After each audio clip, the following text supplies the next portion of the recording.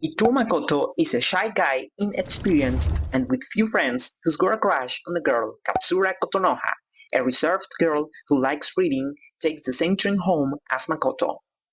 This catches his eye, and he can't help but stare at her like a fool the whole way. Noticing his attention, she starts to become interested in him too. Then, on the first day of class, he meets Sekai Sejonji, Makoto's desk mate. She notices the photo on his phone and without anyone asking takes it upon herself to befriend both of them. She even arranges for them to meet on the school rooftop. Soon after, Katsura confesses her feelings to Makoto and they start dating. Grateful to his desk mate, Makoto tells her to ask for anything she wants as a thank you.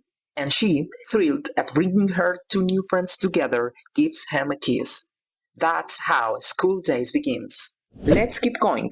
After that unnecessary kiss, Makoto goes on a date with Katsura. Unfortunately, she has a terrible time because they only do things he likes. Later, he tries to kiss her again, but no luck. For his second try, they go to the movies with tickets that Sekai gave Makoto. He holds her hand and goes for a kiss, but she slaps him. Wow, this girl is really making it tough, Makoto thinks. Then, he suggests meeting her at the train station after her student council meeting. He waits there for hours until she finally shows up. After a sweet kiss, they clear things up, and their relationship officially begins. Oh, and a small detail, until that moment Makoto was the only one who thought they were already dating. Later, she invites him to meet her sister, who makes things even more awkward. She has him playing the pokey game, pretends he's a horse, and asks why he doesn't call her sister by her first name. So the protagonist's desk partner turns out to be in love with him. Shockingly, no one had noticed. No Kotonoha, not Makoto, no one. Honestly, Makoto was the only one completely clueless. And because of this, she feels bad whenever he talks about how happy he is with someone else. Even when people ask her if she's involved with Makoto, she denies it, but it hurts her. Despite seeing him with someone else, she never reveals her feelings. Meanwhile, during a makeout session with Katsura, Makoto starts to get a bit too handsy, which she dislikes, so she leaves. He tells his desk partner about it, and she suggests a special training session. One would think this involves giving advice on how to treat his girlfriend, what to say to avoid messing things up, but no. She literally lets him touch and kiss her. They pretty much become lovers. How many of you are already fed up with this girl? Personally, I've had it with her. Later, they all go together to the public pool, where the protagonist and his girlfriend start getting closer. But he still can't stop thinking about his desk partner. She tells him to forget her, but as an hormone-driven teenager, he can't. So after they all separate, he rushes to her house. She lets him in, and seriously? I get that she likes him, but she's the one who set him up with her friend. Doesn't have any sense of loyalty, and Makoto isn't any better, letting his other head do all the thinking. After this, they keep sneaking around to hook up in her house, at her work, even in school. Yes, in school. She even starts spreading rumors that Makoto and Katsura broke up. Meanwhile, she thinks everything's fine, even though Makoto ignores her and treats her coldly. And then, the final blow. She catches them together on the school rooftop, sharing an intimate moment. And it devastates her. And to make it worse, those childhood friends of the protagonist treat her terribly because she's dating the guy they also like. She's the only decent character here, and yet she gets treated like garbage. Her boyfriend ignores her, cheats on her, and not just with one other person, Joel C.